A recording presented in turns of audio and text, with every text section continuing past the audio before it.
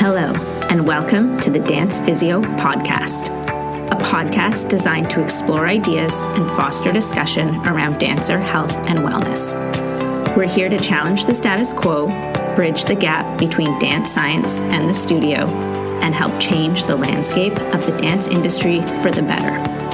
I'm your host, Erica Mayall, a dancer turned physiotherapist who is deeply passionate about leaving the dance world better than I found it. I'm so glad you're here. Let's get started. Hello, everyone, and welcome back to another episode of the Dance Physio Podcast. I am your host, Erica Mayall. Today, I am super excited to get a chance to sit down and chat with someone who I have followed and admired on social media for a long time. Austin Crumley, or perhaps better known as the Ballet Educator on Instagram, is a high school biology teacher, a husband, a father, a former professional performer, a ballet educator, and neurodivergent creator who believes that dance education can be human, rigorous, research-informed, and beautifully sustainable. Austin is also the founder of Ballet Reeducation, which is an organization dedicated to transforming ballet pedagogy for the 21st century through inclusive, research-informed, and student-centered practices. Through Ballet Reeducation, he now trains educators to integrate dance science, pedagogy, and socio-emotional learning into their classrooms, advocating for ballet education that is anatomically sound, psychologically safe, and truly inclusive for everybody. Welcome to the podcast, Austin. I am so excited to chat with you today. I got to use that now. I'll send it to you after. So anytime I have guests on the podcast, I always like to sort of go back to where things started in terms of people's dance journeys. I think, if I'm not mistaken, you were maybe a little bit older when you got into dance compared to some of the kind of traditional pathways into dance. So can you tell us a bit about your earliest journey into dance, or what you remember about falling in love with dance? Oh, yeah. Yeah. So I started at 15 years old. And it was kind of just moreover as an opportunity to do cross training, because I was actually doing baseball at the time. And my mom, basically, like the story goes, our family friend had owned a studio. She was putting on the Nutcracker, and she did boys, classic. And so my brother and I, both musical theater nerds, just signed up, and we're like, yeah, sure, that's fine, let's do it. And then we saw what they were doing, and we're like, that's insane. That's really cool. And, I'd never thought of it twice. It just kind of just moreover, just like looked at what was happening and just thought it was awesome. But then when my mom signed me up, I was like, you can't tell anybody. This is so embarrassing. But literally, as soon as I hit my first tendu, I loved it. It was like the first cramp, and it was love.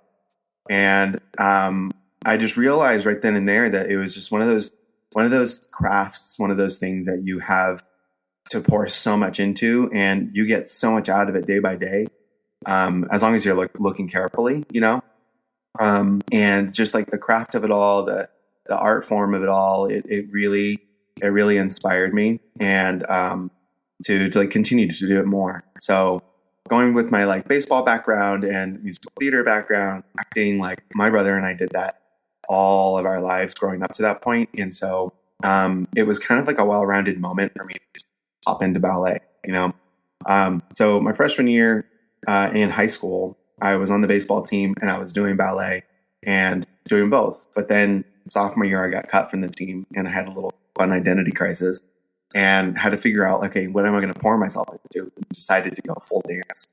So it was at that point that, starting late, I had to start younger classes. Didn't start with people who were my age. So it was a lot of humbling, a lot of figuring things out. And by junior year, we had kind of this masterclass with a former University of Oklahoma dancer who danced with Oklahoma City Ballet. And his name's David Barosio. And he came in and was setting some pieces on us and having, a great old time. And he was like, you should check out OU. And so I did, along with many other schools. And decided to ultimately attend OU. And that's where I got my BFA. And it was so transformational there, such a great time and whatnot. But really it was the thing that got me to be successful up to that point was my background in like strength training and in baseball. And because if it wasn't for my understanding of like the human body and my understanding of all the different things that we do in warm up for baseball and like conditioning ourselves for very particular things in baseball, that's what brought me over and into dance and was like, I don't have the splits. I don't have my leg up at my ear. I don't have all these other things that these other kids have. How do I get those things? I can't go back in time and change it as much as we would all love to do that. I have to think wisely. I have to think hard, like not think harder. I have to think smarter and not work harder, work hard, obviously. But I just started to just like bring in some of that like sports science background. And it's funny because when I was at OU, I was still doing that, like doing proper warm-ups and in a little warm-up area, and everyone else was just like sitting in their splits, having a great time, like, planks and things. And I was doing these weird like maneuver things. And from my perspective, I think everyone was looking at me like, what is this guy doing? But by year like 2, 3, and like as the years accumulated, it's like exponential growth in my technique and like all the different things. And so it's like, that's like kind of like my start. And, I can go off and continue to like go in different avenues and where things went and why I chose to do the things that I did. But that's kind of how it all started. And I'm very grateful for it. It was very hard, but it was very much worth it too.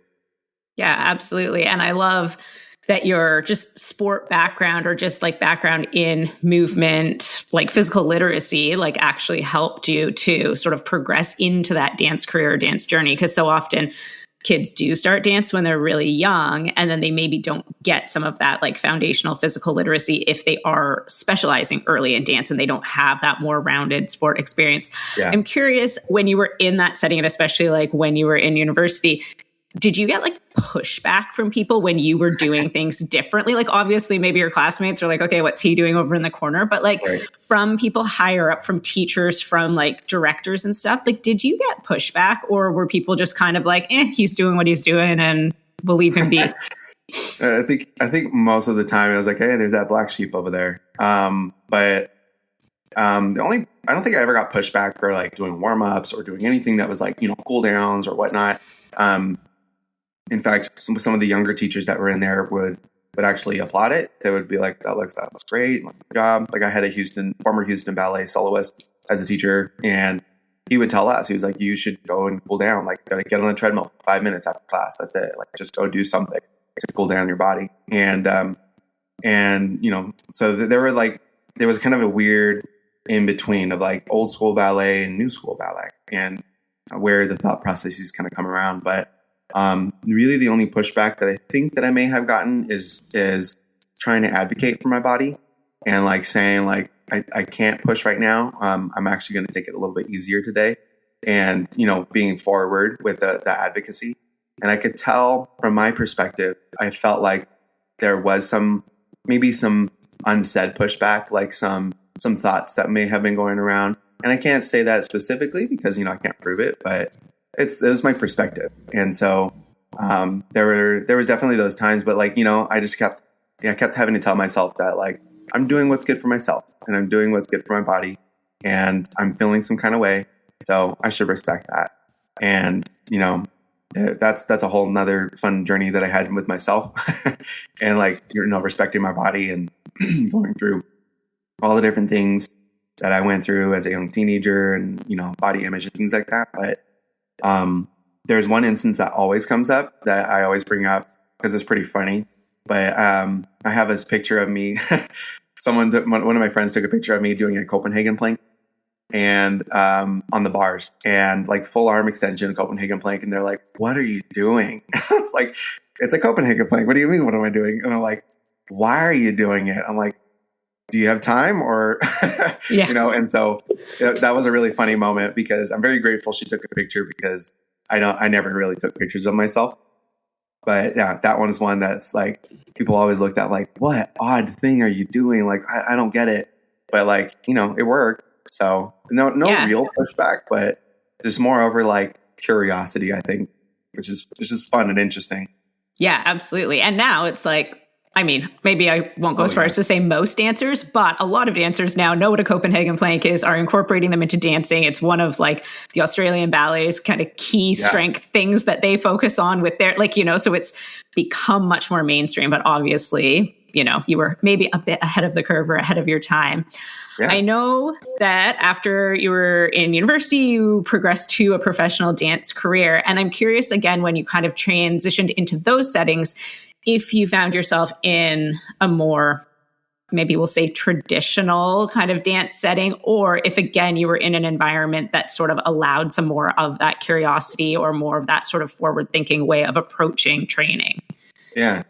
Sacramento Ballet was great because it was very traditional in the sense of like the background, and like Ron and Cunningham and Corinne Binda Cunningham were the artistic directors at the time.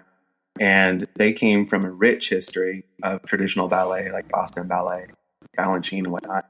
And I have always, when I was in company class, when I was listening to the way in which they were conducting rehearsals, I could tell that they were understanding of the demands that they were placing on our bodies.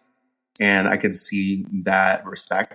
And when there were times where like company class was feeling a little too heavy on my body, or you know, I was feeling the repercussions of doing Carmina Burana every single day. There was like moments where I was like, maybe I shouldn't do center today. And whether it was like the internal dialogue, like guilt or the shame, like me not finishing class, or, and especially as a younger company dancer, that like those thoughts of like, before, you know, first year, those are things that kind of crept in, and wanting to respect, wanting to give honor to like the person at the front of the room giving the time, you know.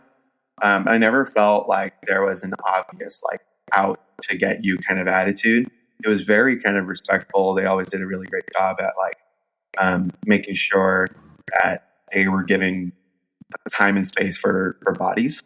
I know that there were very many moments where I would find myself in like a part of the season where I knew there was like a big piece coming up, like Blood Rush by Mok Kong. And we were like right in the middle of doing some like beer and ballet kind of like performance where it was like we had a 3-week layoff.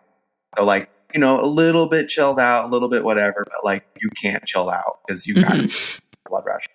And if you all know Blood Rush, like, you know, it's crazy. It's a really hard piece. So much so that when the repetiteur came in, they were like, expect to throw up basically, because you're constantly on this like zone 4.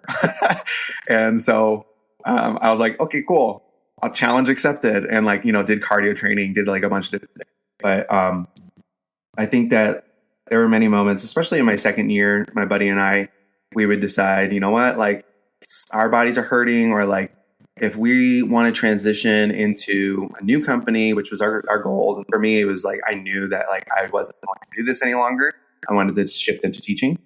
And so when both of our goals aligned in the sense of like, let's go hard or like go home. And what I mean by that is like, let's try to physically prepare ourselves for whatever it is that's going to be like the next chapter right now. And so, by the time we like audition, or by the time that we're like, I'm finished, I feel like I was at my peak, and I can feel like I finished strong, you know? And for him, he knows that he gave his all in all those auditions. So like we gave ourselves a company class, and sometimes it was a mix of progressing ballet technique. Sometimes it was a mix of doing strength training and kind of exercises and jumping you back into a like traditional ballet kind of class thing. And so it was kind of a very fun experimental thing that we did to be like, what does it look like to prepare your body for a normal professional company day? And, you know, the way that we went about it probably wasn't the most respectful, but there were still elements of it where I'm very proud of what we had done, because we knew our bodies, we knew what we needed, and we knew some days we needed to just stare at the ceiling and listen to some like affirming music. Or there were some days where we're like, let's go, let's push hard, let's get those double tours to the knee and, you know, back up again into a pair. Like those things kind of happen. But circling back, yeah, I think that they did, for how many years they had been doing it, and for the company that it was and all of that stuff, like they did a good job with what they had, and try to do best for their dancers and looked out for them. to the best of their ability. And so I think that, just trying to come back to the question. It's all good. Yeah. I've heard you mention a few times so far about sort of listening to your body and knowing your body and what your body needed in that moment in terms of, do you push harder or do you pull back and advocate for a rest day or maybe not doing center? And this is a conversation that I have a lot with dancers in the clinic. I work a lot with younger dancers. And so these are, sort of the pre-professional level or the competitive dancers. And so we have conversations about this, but oftentimes they don't necessarily feel that they're in a position to be able to advocate. And I think I have two questions out of this for you.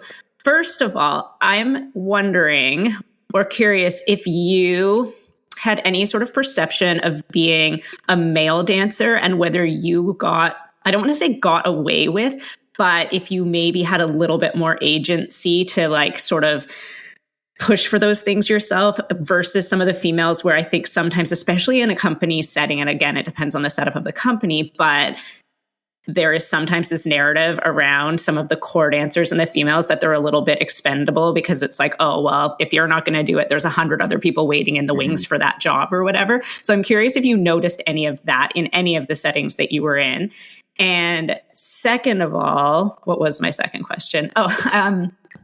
Just in terms of learning how to do that for yourself, was that something that you had any support in, or was that something that, kind of maybe came naturally to you from your past athletic experience in baseball? Or I'm curious like where that came from, because I know for a lot of dancers, it is something that even if they know I should probably be advocating more, or like, this is how I'm feeling in my body on that given day, they don't have, or they don't feel that they have the agency to bring it up with their teachers or directors or whoever it is. Yeah, those are great questions. I love them. And I could probably go off on them. But the first one, yes, there is definitely a ton of privilege and a ton of inherited ability that male dancers generally have in the space, because the knowledge of like, there's very few of them, and just because there's very few of them, let's try and keep them, let's try and do whatever we can. So they tend to be like coddled, and the male dancers tend to have a little bit more leniency their way when it comes to the comparison with female dancers or even non-binary dancers. And so there's like, wherever your identity is, it's pretty much built behind where the need is for the company or the school or whatever it might be. So for me, I know there was a lot of privilege in my lifetime where I could basically say like, oh, I'm hurting, and they'd be like, go rest. But then like there would be another, like a woman in the company, in wherever I was performing, where they would say the same thing, and maybe they didn't get the same treatment. So it definitely is the case where your implied biases as a director or as a teacher or as whatever it is kind of come into play, and like whether it's subconscious or not, those things kind of come out. And I definitely saw that in my lifetime. So much so that like, there were times, small little tangent here, there were times where I would often try to advocate even for my female counterparts, where I'll be like, there's like, we should take a break, or like, we should all collectively, guys, tone it down, so that like, what are they going to say? You guys tired today? Yeah. If it's one person, they're going to get called out. But if it's everyone, that's a message, So there were times where I tried to do things like that. But it's hard. But as far as that goes, yeah, I definitely saw a lot of privilege coming my way. And just like as a person, especially as a white male who is hyperextended, who has long limbs, and all these different types of privileges enhanced my ability to succeed quickly. So because I just fit the criteria for classical ballet, and what I mean by that is moreover the traditional outlook of like what that classical ballet quote unquote should look like, which is, times are changing for, thank God, good, Yeah. And there really is no such thing as a ballet body as long as you can do the technique, That's my opinion, and I think it's pretty factual. Yeah. But now how to advocate for myself, I felt like that's something that like, that I can definitely go off, and we can see like where we want to go with it. But there's a thing in education where, and there's a point to this, there's a thing in education where if you can help a student feel safe in your class, if you can help them understand that their time, their energy, their input, their whatever it is that they're doing in class is a necessity, is a like vital aspect of class, they will improve exponentially. They will be able to understand things greater than if they were in the class in this kind of fight or flight survival mode. And so a lot of research behind that, which I'm sure you know, of course, but if you guys are interested, I always say in order to bloom, you have to have Maslow's hierarchy of needs met. So there's Maslow's hierarchy and then Bloom's taxonomy. And there's new research that's out, but whatnot. But to get started, I think that's a really great way to kind of look at it. But for me, like in advocating for myself, the reason I say all that is because I did not get started at 3. I got started at 15. And so I wasn't conditioned to be in the kind of ballet, sort of classical ballet setting where I was shutting up. I let the teacher do the stuff. I was quiet amongst my peers like my other peers are doing. And I didn't ask any questions. I curtsied or bowed at the end of class. You know, like all those things, some people would call it grooming. I like to call it conditioning because it's a little bit less negative. But it is actually like, not to go so off, but it is part of our tradition. You know, it comes from the royal courts. So it makes sense that those things would get passed down over generations and even see us today in this 21st century of like, what does it mean? What does my class culture look like? And how is it like honoring and bringing out the failures and bringing out the mess ups and the mistakes of students? And how can I bring that into this like uplifted aspect of ballet instead of treating it as like, how could you not get it right? You know what I mean? So as far as advocating for myself, I felt like I had a lot more positive conditioning in my life where I had family members, where I had my dad, my mom, people in my life who would come in and advocate and teach me how to advocate for myself, whether it be in baseball or be like, hey, coach, can I try today? Can I play this position today? You know what I mean? And it was so nerve-wracking at the time. But like, if it wasn't for those tiny steps and for those tiny little moments, I wouldn't have been maybe the little bit more rebellious one in ballet and you know, in my BFA and then also in the company life where I said, no, I'm not doing class today. Instead, I'm going to ride the bike, or instead I'm going to do my own floor bar, or I'm going to do a Pilates class and then prepare myself for the rehearsals for today. So I think it's like advocating for yourself is a skill for sure. And it's something that we can do in the classroom, that we can do for our kids through modeling, through expressing, like showing it with, it's modeling, but showing it with the student and being like, look, this student, like, can I, an example, Susie over here, Susie, do you want to try this? Are you feeling a little like frightened by the exercise and like one-on-one? Yeah, I am. Okay, cool. Do you mind if I like bring that up so that because I bet you somebody else is scared of the exercise, you know? And so they're like, yeah, sure, go ahead.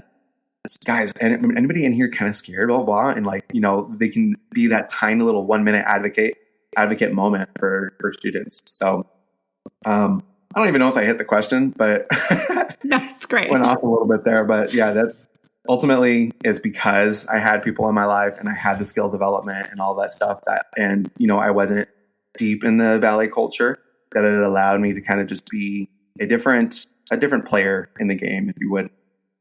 Yeah, absolutely. And I think that like being conditioned into ballet culture is such an important part to bring up, because I think when you've been in it since before you can even remember, you don't necessarily even notice some of those things that are tradition in the ballet world, that if like you step away a bit, and I know a lot of people like from just a sort of like healthcare practitioner perspective who work with dancers come from the dance world, but there are some who don't. And I have a couple of colleagues who work a lot with dancers, but they come from other sport backgrounds and have found themselves in the dance world. And sometimes they're actually like the best practitioners, even if they don't have that lived experience as a dancer, because they're the ones who are like, wait a second, like what? Like, why is this done? Like, they're better at calling out the bullshit because they are not conditioned. Whereas someone like myself, like, I have to check myself sometimes and be like, wait, like just because I'm like, oh yeah, that's the way it's done, doesn't necessarily mean that that needs to continue to be the way it's done or that there aren't issues with it. So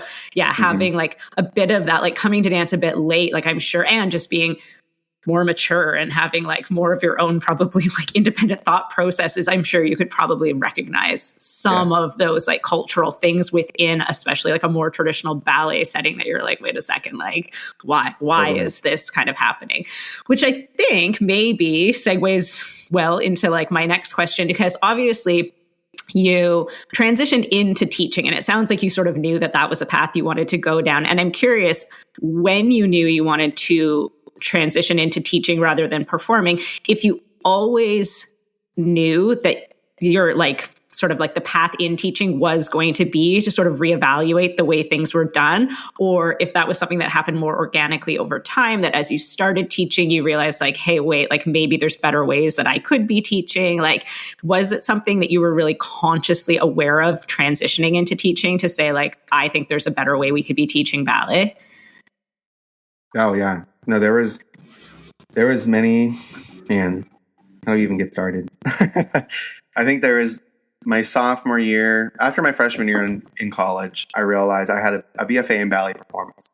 And I had this realization, I'm like, girl, I know how to perform. Why am I getting a degree in this and paying money to like, I guess, enhance it? But like, I know how to do it. I did it my whole life. So, especially musical theater. And people always told me I was the most expressive dancer. I was able to tell stories just with my face. And I was like, great, cool. So let me change my degree. Let me move into ballet pedagogy instead. And I even got stopped by the director and they're like, why'd you change? What's the point? And I was like, well, I want to get a degree in something I don't know how to do. And they were like, okay, cool, valid, let's go. So it was like sophomore year that I changed, and I'm very grateful that I did because I had excellent role models. Like Clara Cravey Stanley was like the pedagogy teacher. And for people who don't know, it's the former principal of Houston Ballet Academy. Amazing person, but also amazing teacher, and brought in like gold nuggets into my teaching. But even then, like as I was teaching classes, even for like my opera singer colleagues and musical theater colleagues at university, just like after hours, there were moments where I'm like, I could do the traditional route. I could give them the traditional classroom, but it won't meet them where they're at. And I knew that right off the bat, because what they wanted was for their ballet technique to enhance so that their Broadway or their presence on stage could look better, you know? And so that's where it all really started, is kind of just this idea of like, what do they need? How can I put that into this class? And then let me experiment, you know? And I did it. I think I did it for like super cheap because I told them like, I'm still learning too. So let's just like, you know, handshake it and whatever.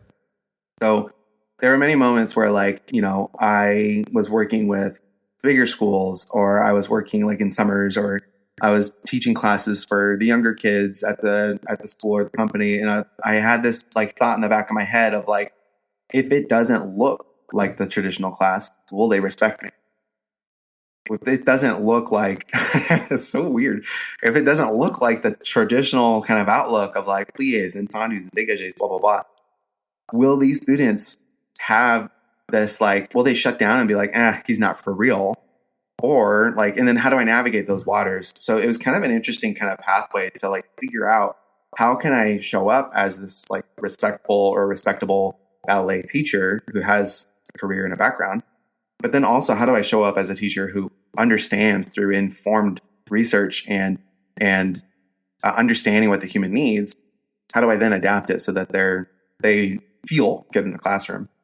And so, you know, it was a little journey of going in and out of like traditional to not traditional, and like kind of finding the like intersectionality of all of that. And obviously dipping here and there, because you can't just like flip it over and call it, you know, a new ballet way of doing things. But because it's not going to work, you know. So it wasn't until I started really investing and started really teaching my own methodology with the help of a wonderful director at the time, who supported my ways at CS Arts, San Gabriel Valley. And I started in 2018 and I've been there since.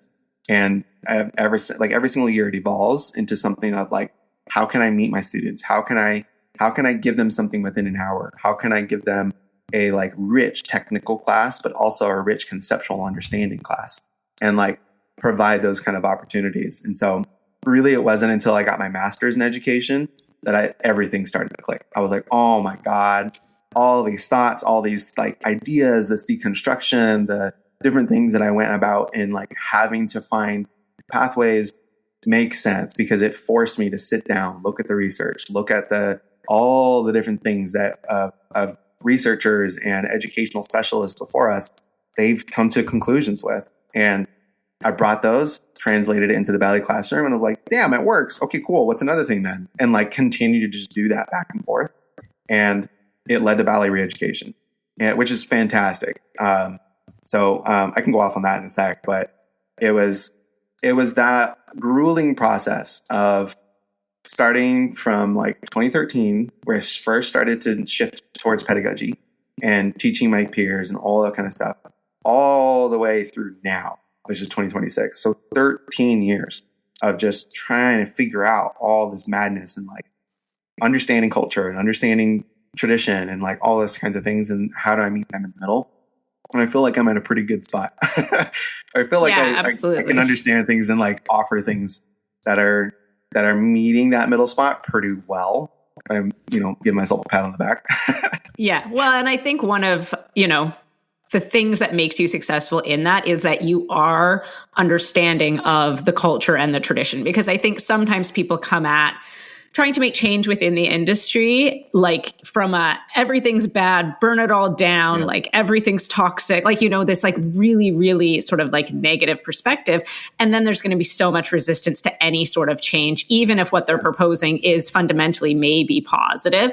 Whereas if we can acknowledge and appreciate aspects of that culture and tradition, and then say like, yes, that is the foundation of this, but we're going to build on it, or we're going to modernize it or bring it into the 21st century. That's a very different conversation then. And then you're not, starting from a place of everybody having their backs up and like being defensive about it. And I think that's something that you do really well, is sort of acknowledging the tradition and the culture that you are existing in, and then saying, but also this is how we can enhance this, as opposed to trying to like burn it down and be like, it's all terrible and it's all bad. Yeah. I would love to chat a little bit more about Ballet Reeducation. First of all, I'm curious where the name came from.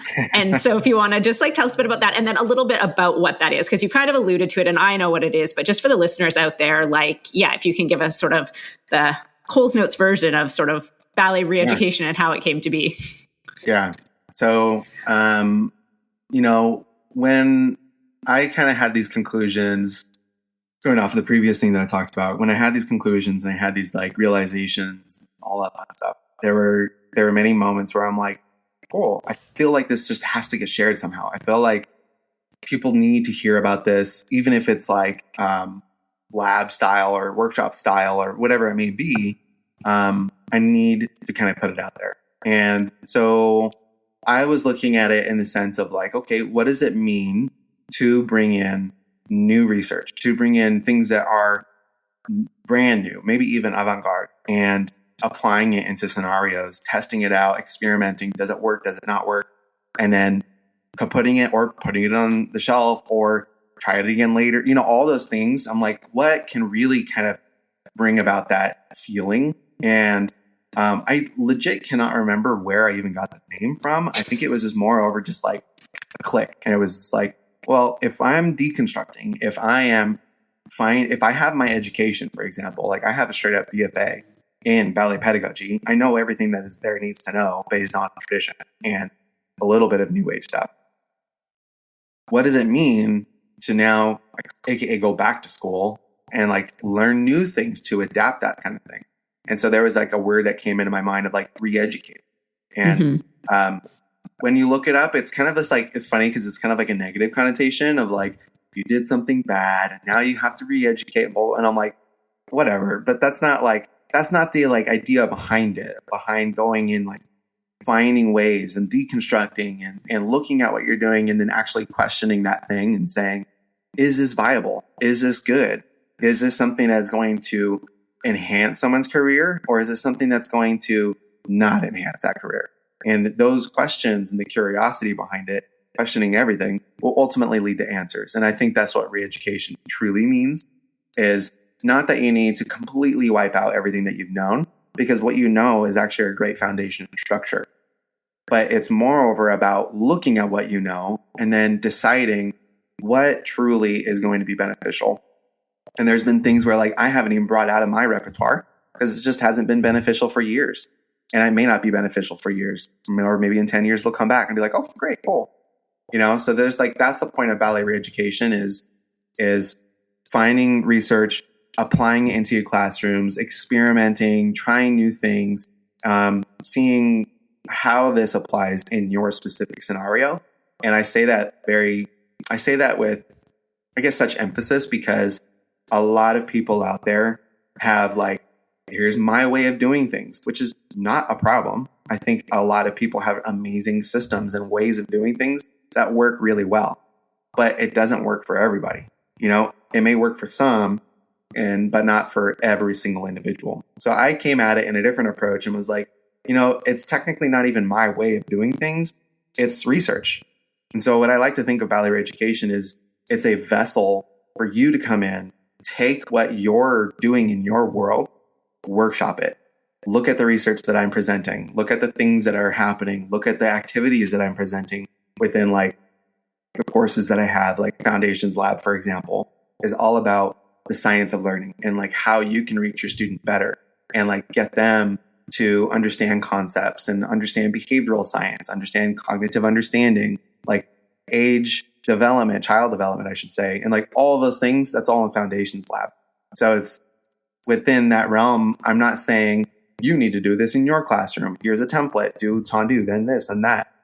It's moreover actually an experience where you can come in, you can deconstruct, you can take a look at it, and then like you ultimately end up with this like crazy whatever version of it is that might look different than hers or his or theirs. So like I take a lot of pride in that because I think it ultimately aligns with one of my values as a human, which is to give back to the community because people gave to me, and to try to provide this like sense of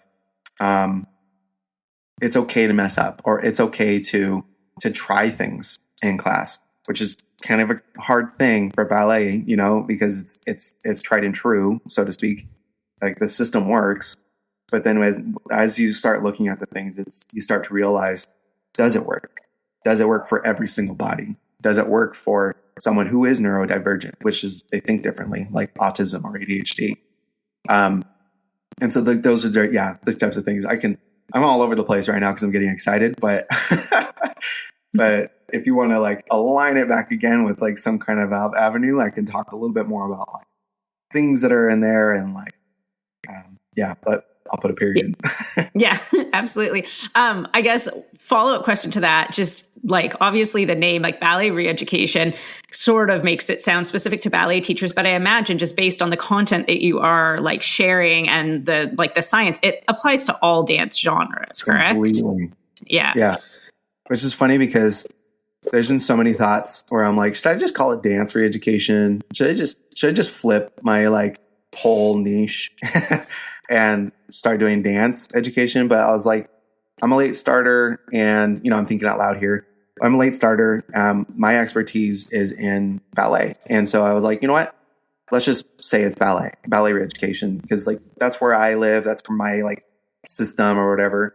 But then I pretty much say in every single course or sometimes in posts of like, just because I'm a ballet educator doesn't mean that this does not apply to jazz or hip hop or even to like somatic practices. This is all that I'm offering. It really is like educational science and like learning science, and a little bit more into like sports science and other realms too. But that's truly, again, going back to what I said earlier, is like something that I think is valuable. Is like once you take it, you realize oh, this doesn't have to be just for ballet. This can actually be for teaching someone how to write. This can be for teaching someone how to, like, I don't know, do jumping jacks. Yeah. As simple as that, you know? So yeah, it's applicable for other things. Because just like, you know, I teach biology during the day. And so that informs also how I teach in my ballet practices too. Yeah, absolutely. And I think a lot of teachers will inherently know that even if the name implies ballet, that, you know, a lot of people, even if now they teach jazz or teach other styles, they maybe have a background in ballet, and that might have even been the first genre they were introduced to. So I don't think the name inherently is going to be confusing to people necessarily. I don't people think are good at sort of listening around the edges and figuring out that, like, yes, okay, this message definitely pertains to everybody. I realize that we are getting sort of long on time. I just have one more sort of maybe final wrap-up question before we get to the rapid fire questions. And I think it's sort of a bit general, but this new approach to sort of teaching that you have, and, you know, new to the dance world, but like you said, very much rooted in like educational research and things like that. I'm wondering if you can speak a little bit about, or just to how this actually benefits our dancers and specifically their like health and well-being. Because on this podcast, that's kind of like one of our like fundamental missions, is to think about and talk about how we can enhance the health and well-being of dancers. And I'm just, if you could just kind of like give us sort of some brief points in terms of, especially for teachers out there listening, like embracing a new style of teaching that's maybe more rooted in this more modern science, like how that actually benefits the dancers that they are working with. Yeah. I think the best way to go about it is to kind of do a little like comparison, because like I'll show you, y'all know the traditional class and what it looks like. And so I'll kind of walk you through what my class tends to look like and the benefits of it and like some of the research that goes behind it. I'll try to do it briefly, but let's just reflect for a second, because the traditional classroom, teacher's not even in the room yet. Dancers are in their spaces. They're doing their little like warm up things, a little tiny like rituals to get ready for class. And then teacher walks in, there's a shift in the room. Everyone feels a little bit more like uneasy and like, you know, okay, the judger is here. And then they get to the front of the room, they start immediately. Like, no introduction, no nothing. They're there. They're not there to fool around. They're there to do the thing, you know? Nothing bad about this, by the way. This is great. This is part of tradition. This is culture. So there's that. My class, I guess I would call it, is I am in the room with the students either before or with them as they walk in. I say hey to them. I say hi to each one as much as I can. If I'm not running late, ADHD. And at the beginning of the class, if someone has to talk to me or say something, I'm available because I'm right there at the door. I'm not at the front of the room. I'm not at the music box. What is it called? The stereo. I don't even know what it's called. Yeah. The iPad. That would be crazy. So, but I'm not like in a place where they're spotlighted. I'm in the room where they're at, and they can talk to me. They can say something. Mr. Crumley, I had this best sandwich. I'll be like, oh my God, where'd you get it? Don't hold back, you know? And a lot of people, small tangent, a lot of people will say like, well, you can't do that with students. You can't be a friend to them. And that's not what I'm doing, guys. What I'm doing is I'm allowing them to feel safe enough so that they can show up in class. I'm not being like, oh my God, let's go get the sandwich after class, girl. Let's do this. I'm not doing that. Like, I don't want to. That'd be weird, awkward. I want to eat my sandwich in peace. So going back to the traditional classroom, they do the things they do the combinations, they say the corrections, they move on. My classroom, I tell them ahead in advance, this is what we're focusing on today. Here's our primary focus. It is the way in which we use turnout in all positions, the way in which we present our épaulement, our artistry, our whatever. It's a singular concept that they can have threaded throughout their entire time in that class. And it can change, y'all. And so after a combination happens, usually like for my class, I let the first few combinations get them in. I obviously do a dance science warm up, but I'll skip that for now. In the traditional sense, I let them do pliés, and as we get to tendus, I then start putting myself a little bit more into their space. I want to give them an opportunity to feel comfortable in the space, to be here in the moment, so that they're not immediately on edge and in flight or fight or survival mode. So we kind of feel that differently in like a master class with somebody, where we're like always on edge. We want to be, show them that we care. We want to show blah, blah, blah. We want to do our best for them. But in my class, if someone makes a mistake, I legit applaud them. I will be like, let's go. What'd you learn? What'd you get from that experience? And how can we change it for the next time? Okay, you work on that for a second. Let me go over here. And so like there are those moments where in my class, it's like supportive, it's inquisitive, it's allowing the student to do the thinking instead of me being the content holder. And so I will guide them towards where I want them to go instead of me being like, I bet you want to know, huh? Oh, I'm not going to tell you unless it's like a weird history of my life, And so like those are things that I do differently in the classroom, like altogether. So something that else that I do as well is ballet is so complex and so many things you have to think about. And so oftentimes I will, at the end of the combination or at the beginning of a next combination, I will say, hey, this is what we just did. This is the correction I just gave. Hold that. Okay, here's the combination, blah, blah, blah, blah. Backtrack. What did we just correct? What did we just find out? How does it apply? You have 2 minutes. And I'll like walk away. And I'll be like, talk with a partner, talk with someone at your bar. I'm like, 30 seconds, go. And then they do it. And they like, it takes some practice because they're like, wait, we're talking? I'm like, yeah, you're talking. We're good, And there's a lot of research behind that. And like, if y'all are interested and you're thinking like, I don't even know how I can do that in my classroom.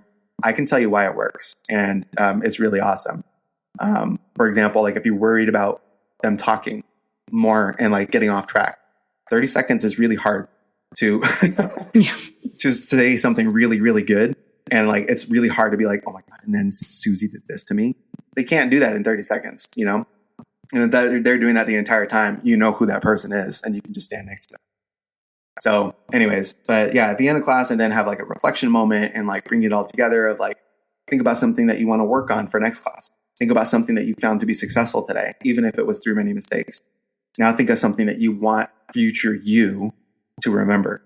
And like all these different things, like I'm it's really dependent on the day that I say things, but I really want to try and build the person, because if the person is good and strong and they can persevere and endure, when they get into a scenario where they don't have me and they have the traditional teacher, they can survive. And they're not doing it based on fight or flight. They're doing it based on the tools that they've been equipped with. And so that's what Ballet Reeducation is all about. And like why I do what I do. And it's really in support of the student and to bring them things so that they can get into the industry, be better off, and like have a grander time and not get burnt out like I got burnt out. And so that's kind of the like comparison there. And if you guys are interested in like hearing more or like how does that apply to my classroom, send me a DM. I love chatting. I love voice memos too. It's really fun. Awesome.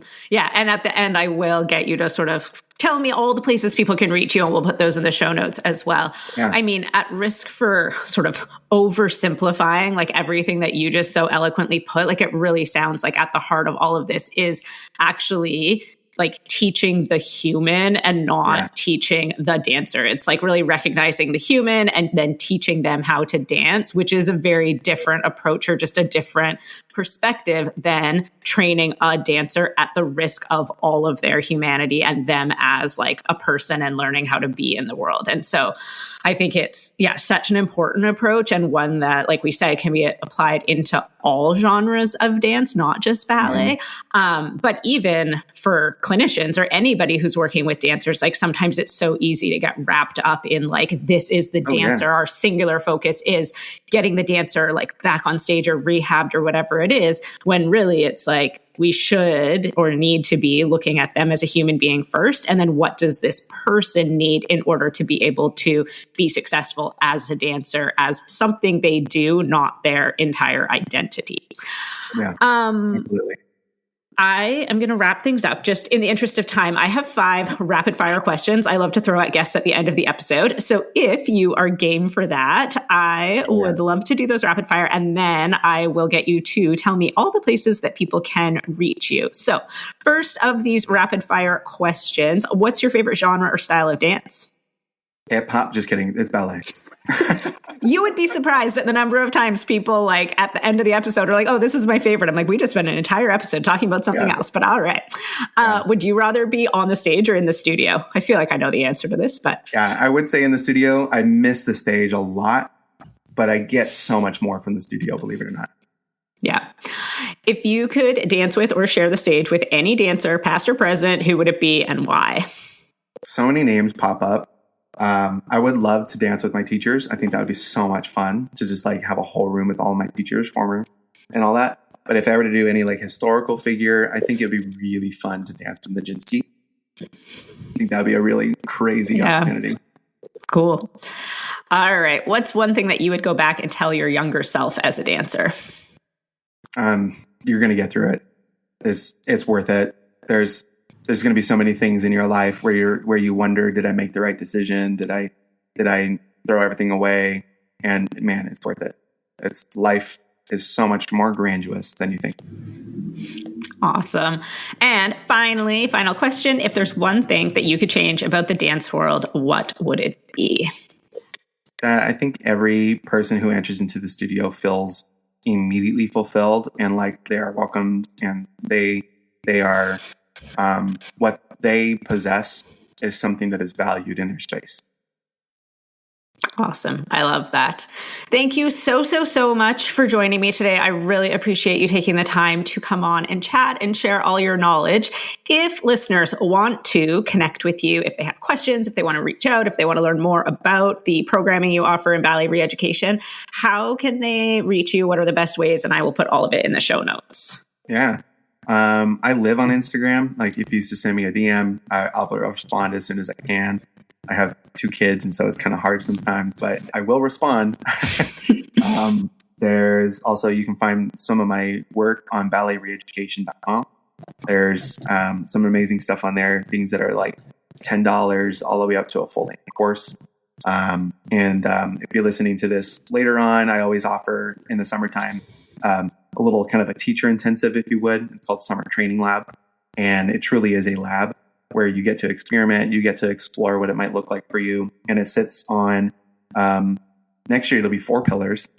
But right now it's 3 pillars, which is dance science, curriculum design, and then human practices, and like learning sciences and things of the sort.